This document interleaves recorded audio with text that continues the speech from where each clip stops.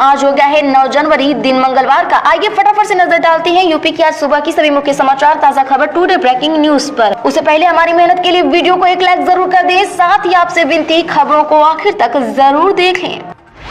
उत्तर प्रदेश में कमजोर और गरीबों को उजाड़ने वाले बख्शे नहीं जाएंगे, सीएम योगी की दो टूक, ऐसे लोगों के खिलाफ होगी सख्त कार्रवाई। जी हां, बता दें कि सीएम योगी आदित्यनाथ ने आज अधिकारियों को निर्देश दिया कि किसी की जमीन पर अवैध कब्जा करने वाले, कमजोरों को उजाड़ने वाले किसी भी दशा में छोड़े नहीं जाएंगे। उनके खिलाफ सख्त से सख्त कार्रवाई की जाए। सरकार किसी के भी साथ अन्याय न होने देने और हर व्यक्ति के जीवन में खुशहाली लाने को संकल्पित है। दरअसल बता दें कि सीएम योगी आदित्यनाथ आज गोरखनाथ मंदिर में जनता दर्शन लोगों की समस्याएं सुन रहे थे।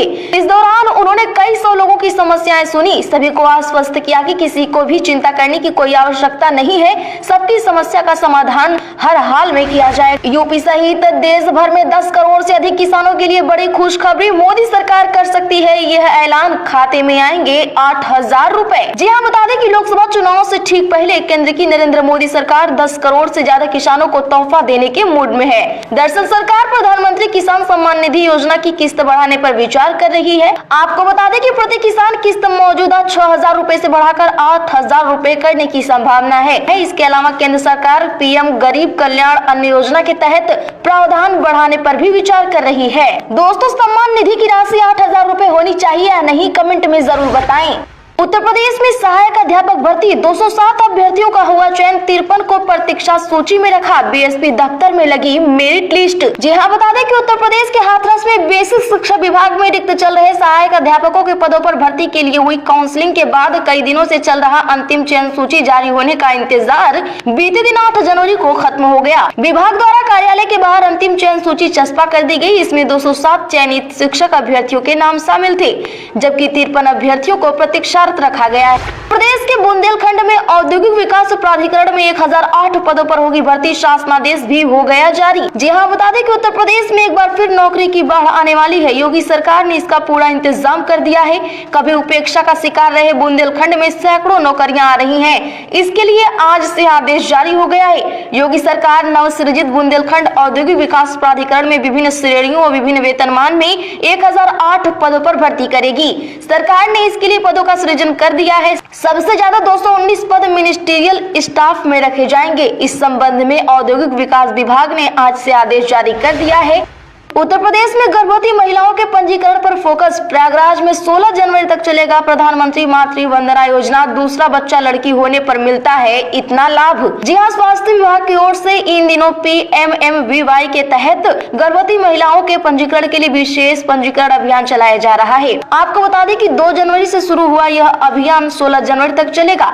अभी तक करीब 8,000 लाभार्थी महिलाओं का पंजीकरण हो चुका है। मुख्य चिकित्सा अधिकारी डॉक्टर आशु पांडे ने बताया कि शासन के निर्देशन में गर्भवती एवं धात्री महिलाओं को पहला बच्चा एवं दूसरा बच्चा लड़की होने पर उन्हें इस योजना का लाभ दिया जाता है। ऐसे गर्भवती महिलाओं का पंजीकरण कराया जा रहा है। उत्तर प्रदेश में तैयार होगा शिक्षा, स्वास्थ्य और आर्थिक स्थिति का इंडेक्स, सीएम योगी का बड़ा ऐलान, जानिए क्या होगा फायदा। जी हां, बता दें कि अब उत्तर प्रदेश में शिक्षा, स्वास्थ्य, परिवारों की आर्थिक स्थिति और इंडस्ट्री का इंडेक्स तैयार किया जाएगा। सीएम योगी ने इसके लिए आज निर्देश दिए। कहा कि इससे किस जिले की क्या स्थिति है, कहा किस प्रकार की आवश्यकता है, इस इंडेक्स से पता लग सकेगा। दरअसल बता दें कि सीएम योगी आदित्यनाथ ने आज $1 ट्रिलियन की अर्थव्यवस्था के लिए जारी प्रयासों और परिणामों की समीक्षा की। कहा कि रिजल्ट के लिए आंकड़ों का संग्रहण शुद्धता के साथ होना आवश्यक है। इसके लिए कर्मचारियों और अधिकारियों को ट्रेनिंग देने की भी बात कही गई। साथ ही मुख्यमंत्री योगी आदित्यनाथ ने pharmaceutical research and innovation institute का भी प्रस्ताव मांगा। यह लखनऊ के आसपास बनेगा। मुख्तार अंसारी गैंग के सदस्य की 1 करोड़ 45 लाख की संपत्ति होगी कुर्क, एक्शन में योगी सरकार। जी हां, बता दें कि उत्तर प्रदेश में अपराधियों और माफियाओं पर योगी सरकार का एक्शन लगातार जारी है। पुलिस ने सख्त रुख अपनाए हुए है। इस बीच जानकारी मिली है कि बाराबंकी जिले में मुख्तार अंसारी गैंग के सक्रिय सदस्य और गैंगस्टर एक्ट के आरोपी की 1 करोड़ 45 लाख रुपए की संपत्ति कुर्क की जाएगी। इस संबंध में बाराबंकी डीएम ने आदेश जारी कर दिया है। पुलिस कुर्की की तैयारी करने में लगी है। उत्तर प्रदेश के इस यूनिवर्सिटी में बदला छुट्टियों का गणित, होली, दशहरा, दीपावली पर अब सिर्फ 1 दिन का अवकाश। जी हां, बता दें कि दीनदयाल उपाध्याय गोरखपुर विश्वविद्यालय के शिक्षकों और कर्मचारियों को अवकाश को लेकर तगड़ा झटका लगा है। होली, दशहरा व दीपावली जैसे पर्वों पर मिलने वाली लंबी छुट्टियां अब खत्म कर दी गई हैं। अब इन त्योहारों पर सिर्फ एक दिन का अवकाश रहेगा। वहीं छुट्टियों की संख्या 52 से घटाकर 31 कर दी गई है। उत्तर प्रदेश से 75,000 करोड़ के रेडीमेड कपड़े होंगे निर्यात, बड़ी छलांग लगाने की तैयारी। जी हां, बता दें कि उत्तर प्रदेश में सिले सिलाए वस्त्र के निर्यात के मामले में यूपी बड़ी छलांग लगाने की तैयारी में है। 2 साल में इस सेक्टर में 75,000 करोड़ रुपए के माल के निर्यात करने की तैयारी है। इतने वक्त में यमुना एक्सप्रेसवे प्राधिकरण के दायरे में नवीनतम तकनीकी व विश्व स्तरीय सुविधाओं के साथ नया अप्रैल पार्क चालू हो जाएगा। वहीं पूर्वांचल व बुंदेलखंड में भी इसी तरह के पार्क की योजनाएं जल्द दस्तक देने जा रही है। उत्तर प्रदेश के होटलों रिजॉर्ट में गूंजेगा शास्त्रीय और लोकगीत, मेहमानों का ऐसे होगा स्वागत। दरअसल बता दें कि राज्य के संस्कृति विभाग ने राज्य के होटलों रिजॉर्ट में उत्तर प्रदेश के विभिन्न अंचलों के लोक संगीत के साथ ही शास्त्रीय और उप शास्त्रीय गायन वादन नृत्य के कार्यक्रम पेश किए जाने की योजना तैयार की है। इसके लिए कलाकारों को प्रशिक्षित करने वाली संस्थाओं को संस्कृति विभाग की ओर से अधिकतम प्रति संस्था 5 लाख रुपए की आर्थिक मदद भी दी जाएगी। यह जानकारी आज संस्कृति एवं पर्यटन मंत्री जयवीर सिंह ने दी। उत्तर प्रदेश में 22 जनवरी को लेकर मुस्लिम मीट व्यापारियों ने लिया यह चकित करने वाला फैसला, योगी सरकार को भेज दिया पत्र। जी हां, बता दें कि उत्तर प्रदेश में अयोध्या श्री राम मंदिर प्राण प्रतिष्ठा में सद्भावना बनाए रखने के लिए 22 जनवरी को मीट व्यवसाय बंद रखने का बड़ा फैसला लिया गया है। यह फैसला ऑल इंडिया जमीयतुल कुरैश के उपाध्यक्ष अशफाक कुरैशी, राष्ट्रीय सचिव शहाबुद्दीन कुरैशी की तरफ से लिया गया है। दरअसल बता दें कि अयोध्या के श्री राम मंदिर में श्री राम जी की प्राण प्रतिष्ठा में सद्भावना बनाए रखते हुए सर्वसम्मति से यह फैसला लिया गया है कि 22 जनवरी को लखनऊ में बिल्लौचपुरा, सदर कैंट, फतेहपुर, लाटूस रोड में सभी मीट व्यवसायी अपना कारोबार बंद रखेंगे। राकेश टिकैत का बड़ा बयान, बोले बिजली और चकबंदी के खिलाफ बड़ा आंदोलन करेगी भाकियू, अयोध्या बुलावे के सवाल पर कही यह बात। बता दें कि भारतीय किसान यूनियन के राष्ट्रीय प्रवक्ता राकेश टिकैत ने कहा कि प्रदेश में बिजली और चकबंदी 2 बड़ी समस्याएं हैं, इनके अधिकारियों ने आतंक मचा रखा है। इसके विरोध में बड़ा आंदोलन करने की आवश्यकता है, जिसके लिए किसानों को संगठित करने का काम किया जा रहा है। दरअसल बता दें कि सहारनपुर में देवबंद के अम्बेटा सेखा गाँव में सोमवार को किसान पंचायत में राष्ट्रीय प्रवक्ता राकेश टिकैत ने कहा कि एमएसपी गारंटी कानून देश में एक बड़ा सवाल है। यदि यह मिल जाएगा तो देश में कुछ किसानों को लाभ होगा, क्योंकि बिहार से लेकर उत्तर प्रदेश तक फसलें कम रेट पर खरीदी जाती हैं, जो बेरोजगारी की बड़ी समस्या है। महंगी हुई हज यात्रा, घट रहे हैं जायरीन, नियम भी बड़ी वजह, कोटे के 50% लोगों ने भी नहीं किए आवेदन। जी हां, बता दें कि हज यात्रा महंगी होने की वजह से जायरीनों पर इसका सीधा असर दिखने लगा है। प्रयागराज में हज यात्रा 2024 के लिए कुल 800 को कोटा निर्धारित किया गया है, लेकिन अब तक 50% लोगों ने भी आवेदन नहीं किया है।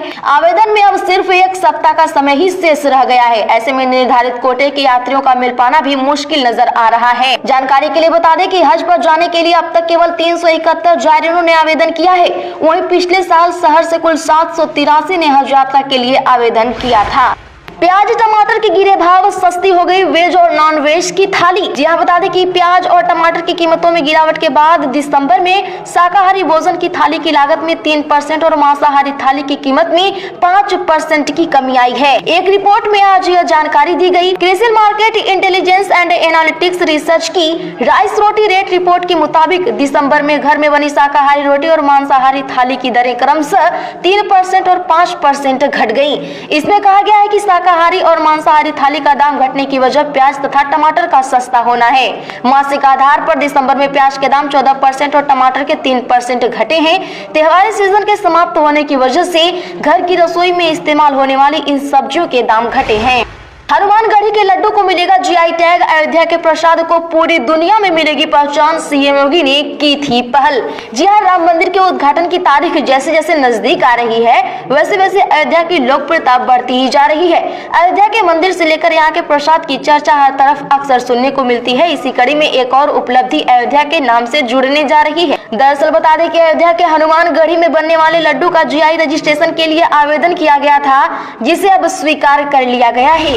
उत्तर प्रदेश में रामपथ धर्मपथ पर इलेक्ट्रिक बसें चलेंगी। 15 जनवरी से होगी शुरू गोल्फ कार्ट, ई रिक्शा की सुविधा से सरल होगी पर्यटकों की यात्रा। जी हां, उत्तर प्रदेश सरकार अब राम जन्मभूमि मंदिर समेत अन्य स्थलों पर आने वाले पर्यटक श्रद्धालुओं के लिए हर मूलभूत सुविधाएं मुहैया करा रही है।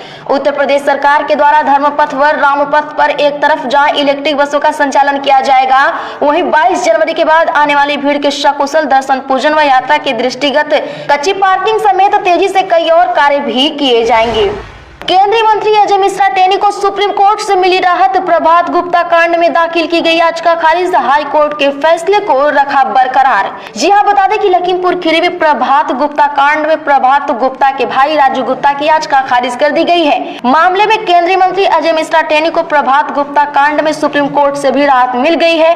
केंद्रीय मंत्री को इससे पहले इलाहाबाद हाई कोर्ट ने इस मामले में बरी कर दिया था। प्रभात गुप्ता के भाई ने इलाहाबाद हाई कोर्ट के आदेश को सुप्रीम कोर्ट चुनौती दी थी। इलाहाबाद हाई कोर्ट ने यूपी सरकार की याचिका को खारिज कर दिया था। हाई कोर्ट ने ट्रायल कोर्ट के टेनी को बरी करने के फैसले को बरकरार रखा था।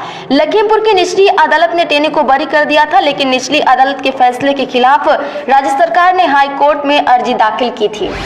उत्तर प्रदेश के वाराणसी में ट्रेन से 2 करोड़ का सोना बरामद। म्यांमार से 2 तस्कर कमर में 20 बिस्किट बांध कर ला रहे थे। ब्रह्मपुत्र एक्सप्रेस में डीआरआई ने पकड़ा। जी हां, बता दें कि वाराणसी में डायरेक्ट ऑफ रेवेन्यू इंटेलिजेंस की टीम ने म्यांमार से आए 2 करोड़ के अवैध सोने की बिस्किट की खेप पकड़ ली। डीआरआई के अधिकारियों ने म्यांमार से तस्करी करने वाले महाराष्ट्र और तमिलनाडु निवासी 2 तस्करों को भी गिरफ्तार कर लिया है। उनके कब्जे से टीम ने 3 किलो 320 ग्राम सोना बरामद किया, जिसकी कीमत बाजार में 2,07,84,139 रुपए बताई जा रही है। 22 जनवरी को किन्नर समाज देश भर में दीपावली मनाएगा। जूना अखाड़ा किन्नर समाज की महामंडलेश्वर पवित्रानंद गिरी बोली, समारोह में हम बधाई गाना चाहते हैं। जी हां, बता दें कि उज्जैन से अयोध्या पहुंची जूना अखाड़ा किन्नर समाज के महामंडलेश्वर पवित्रानंद गिरी ने कहा कि रामलला के प्राण प्रतिष्ठा 22 जनवरी के दिन किन्नर समाज भी देश भर में उत्सव मनाएगा। वह इस दिन रामलला के सामने जन्मोत्सव की बधाई गाना चाहती है। इस दिन देश भर में जगह जगह धार्मिक अनुष्ठान के साथ राम रथ यात्रा भी निकाली जाएगी। उन्होंने राम जन्मभूमि व हनुमानगढ़ी जाकर दर्शन पूजन भी किया। वरुण गांधी का बड़ा बयान, बोले अमीरों का माफ हो रहा लोन, गरीबों की हो रही कुर्की, दीमक की तरह देश को खा रहा भ्रष्टाचार। बता दें कि भाजपा सांसद वरुण गांधी ने कहा कि भ्रष्टाचार हमारे देश को दीमक की तरह अंदर तक खाए जा रहा है। हमारे देश में उद्योगपतियों के लोन माफ हो रहे हैं, लेकिन गरीबों की कुर्की की जा रही है। लोन व्यवस्था इतनी खराब है कि आम आदमी को 10 चक्कर लगवाने के बाद भी बिना सुविधा शुल्क के लिए लोन नहीं दिया जाता है। दरअसल बता दें कि सांसद ने बीते दिन बरखेड़ा ब्लॉक के ग्राम पचपेड़ा, ओगनपुर, अग्यारी, मूसेपुर कला, दिवरा, जगतपुर, पंडरी व स्वाहास में जनसंवाद कार्यक्रम की।